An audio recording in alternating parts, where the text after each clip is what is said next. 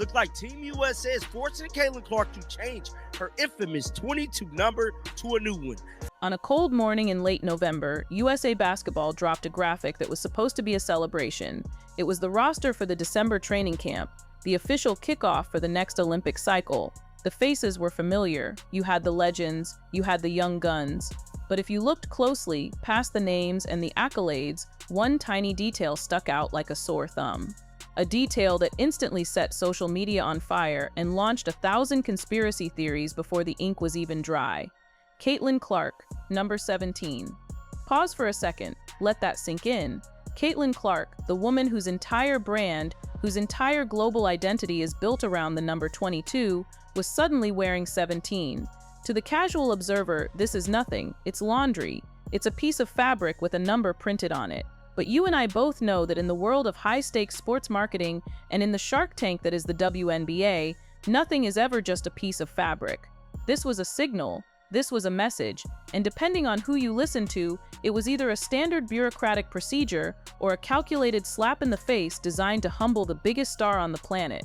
Immediately, the narrative machine kicked into high gear. You saw the headlines, you saw the tweets, people were screaming that this was the ultimate disrespect. They claimed that USA Basketball, led by the newly appointed managing director Sue Bird, was stripping Clark of her identity. There were whispers, loud whispers, that Clark was furious, that she had threatened to walk away, that she gave the committee an ultimatum, give me 22 or I'm not coming to Duke. And if you only read the headlines, you'd believe it. It fits the story we've been watching all year, doesn't it? The gatekeepers versus the revolutionary, the old guard trying to dim the lights on the new generation. It feels true because it confirms everything we suspect about how this league treats its golden goose. But here is the problem. When you actually peel back the layers, when you ignore the rage bait and look at the cold, hard logistics of USA Basketball, you find a story that is much more complicated, much more interesting, and honestly, a lot more awkward than a simple act of petty revenge. This isn't just about a jersey number. This is a story about a collision between a billion-dollar personal brand and an immovable institution. This is about what happens when an unstoppable force meets the gold standard. And most importantly, this is the story of the ghost in the locker room, the one player who isn't even at the camp, but whose shadow is so large it forced Caitlin Clark to change her identity. So let's clear the air. Let's look at the facts. Is Caitlin Clark quitting Team USA? No. Is she boycotting the camp? Absolutely not. She is in Durham, North Carolina right now. She is wearing the red, white, and blue. She is doing the drills, but she is doing them as number 17. And the reason why she is doing it as number 17 tells us everything we need to know about the hierarchy of women's basketball. To understand this, we have to talk about the CC22 economy. The number 22 isn't just a digit for Caitlin Clark. It is intellectual property. It is the logo on the merchandise that sells out in seconds. It is the symbol that thousands of little girls write on their cheeks with magic markers before heading to the arena. It is the visual anchor of the Clark effect. From her days at Iowa, hitting logo threes that shattered viewership records, to her rookie season with the Indiana Fever where she broke the assist record, 22 has been the constant. It is her signature. When you strip that away, you create a visual dissonance. Seeing Caitlin Clark in number 17 feels wrong. It's like seeing Michael Jordan in number 45 or Wayne Gretzky in anything other than 99. It renders her anonymous. It turns her from the Caitlin Clark into just another camper trying to make the squad. And for her diehard fans, that demotion feels intentional. It feels like the establishment saying, you might be a big deal on ESPN, but in this gym, you're just a rookie. And honestly, that is exactly what they are saying, but not for the reasons you think. The conspiracy theorists want you to believe that Sue Bird sat in a dark room and assigned Clark number 17 just to mess with her. They want you to believe this was a targeted hit, but the reality is actually much more terrifying for Clark's brand dominance. The reality is that number 22 was never available to begin with. It was never hers to take, because number 22 belongs to Aja Wilson. This is the detail that the angry tweets are conveniently leaving out. Aja Wilson is not just a participant in USA Basketball. She is the reigning undisputed queen of the program. She is a two-time Olympic gold medalist. She is a three-time WNBA MVP. She is, by every statistical metric and every shred of institutional respect, the best player in the world right now. And for both the Las Vegas Aces and Team USA, she wears number 22. Now here is where it gets tricky. A'ja Wilson was not listed on the initial roster for this specific December training camp.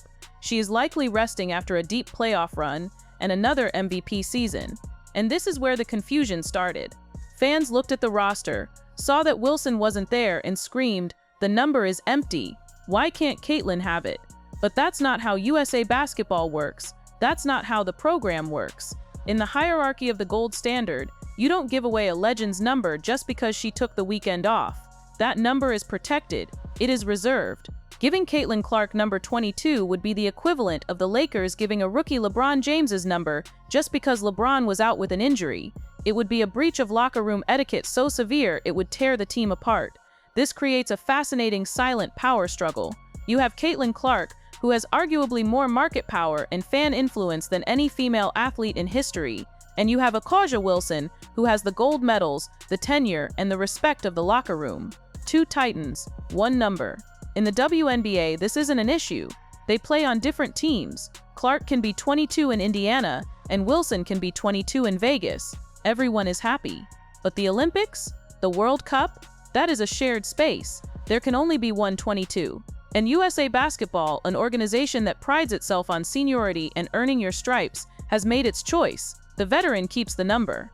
The rookie, even if she is the most famous rookie on earth, finds something else. So Clark gets 17. Why 17? This is another layer of the story that gets overlooked. For decades, FIBA, the international governing body, had a strict rule. Players could only wear numbers 4 through 15.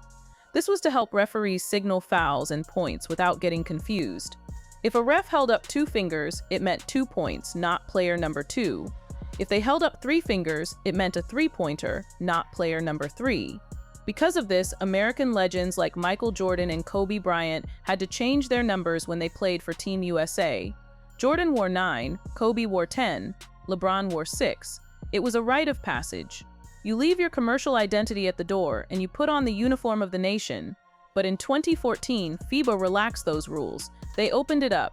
You can wear 0 to 99 now. That's why the assignment of 17 is so telling. USAB isn't restricted by the old rules anymore. They could have given Clark a number closer to her brand. They could have tried to accommodate her.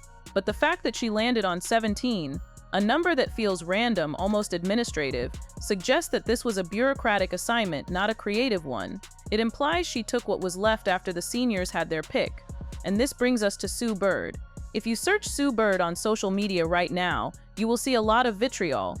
The narrative being spun is that Bird, in her new role as managing director, is the architect of Clark's misery. People are calling it a meltdown. They are saying she is jealous of the attention Clark gets, especially after Bird and Diana Taurasi made those comments during the Final Four about reality coming for the rookies. But we have to look at the receipts. Is Sue Bird actually sabotaging Caitlin Clark? The evidence suggests the exact opposite. Look at the roster Bird constructed for this camp. It is loaded with young talent. It includes Paige Buchers. It includes Angel Reese. It includes Juju Watkins. This is not a roster designed to protect the old guard. It is a roster designed to transition to the new one. Bird has gone on record calling this a youth movement and a positive sign for the program.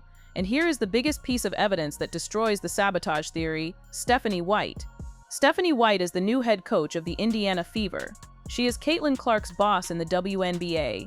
And guess who is serving as an assistant coach for this Team USA training camp? Stephanie White. Think about that for a second. If USA Basketball wanted to isolate Caitlin Clark, if they wanted to make her feel unwelcome, if they wanted to push her out, why on earth would they hire her own pro coach to run the camp? Having White on the sidelines is a massive advantage for Clark. It gives her an ally in the room. It ensures that the system being run at the camp aligns with what she needs to do in Indiana. This is not the move of an organization trying to fail a player. This is the move of an organization trying to integrate her. So, why does the hate narrative persist? Why do millions of people believe that Clark is being targeted? Because it sells. It is a better story. Caitlin Clark versus the world generates clicks. Caitlin Clark navigates standard workplace seniority protocols, does not. The content creators pushing the "she threatened to quit" rumors know exactly what they are doing. They are monetizing your anger. They are taking a logistical conflict, 2 players, 1 number, and turning it into a moral crusade. But just because the hate is manufactured doesn't mean the tension isn't real. The tension is very real, but it's structural. It's about the future. We are looking at a collision course set for Los Angeles in 2028. The goal is for Caitlin Clark and Aja Wilson to be teammates on that Olympic squad. They are the two pillars of the sport, but they cannot both be number 22. This seems trivial, but in the era of the modern athlete, the brand is the business. Nike has invested millions in the CC22 brand. They have also invested millions in Aja Wilson. When the Olympics roll around and the jerseys go on sale globally, who gets the number? Does Aja Wilson, the veteran, the leader, the gold medalist, voluntarily step aside? Does she say, "Here you go, kid, you sell more shirts than me, take it"? That seems unlikely. Wilson is a competitor. She has earned every inch of her status. Giving up her number would be a symbolic submission. Does Caitlin Clark accept that for Team USA she will always be number 17, or 6, or 10? Does she accept that her brand has a ceiling within the national team? That is a hard pill to swallow for a player who has broken every other ceiling she has ever touched. Or does corporate America step in? Does Nike make a phone call to USA Basketball and say, "We need Clark in 22 for the marketing campaign, figure it out"? Right now, in December 2025, the answer is simple. The gold standard wins. The institution wins. Wilson keeps the number. Clark wears 17. But this jersey number is a symbol of something much bigger.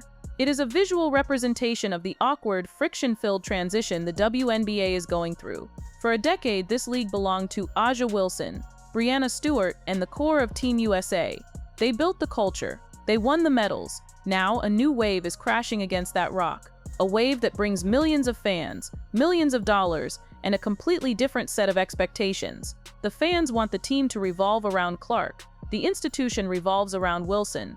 And Sue Bird is standing in the middle, trying to direct traffic without causing a wreck. So, when you see those clips of Caitlin Clark running down the court in number 17, don't look at it as a defeat. Look at it as a rite of passage. Even Michael Jordan had to wear number 9. Even the greatest of all time had to bow to the program. The question isn't whether Caitlin Clark can handle wearing number 17 for a weekend. The question is what happens next. What happens when the actual Olympic team is named? What happens when the stakes are real? Because right now, the hierarchy is holding. The veterans are in charge, but power in sports is fluid. It shifts with every deep three, with every sold-out arena, with every broken record.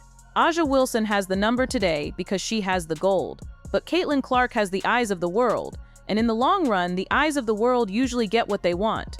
We are watching a slow-motion changing of the guard. It's messy, it's petty, it's filled with misunderstandings and media spin, but it is happening. Number 17 is just the prologue. The real story, the story of whose team this actually is just beginning.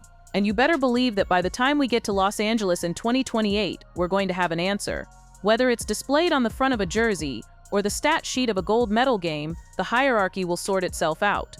Until then, ignore the rumors. Ignore the fake ultimatums. Watch the game. Watch the way the team moves, because the revolution isn't happening in the comments section. It's happening on the hardwood, one practice at a time, even if the numbers on the back look a little strange.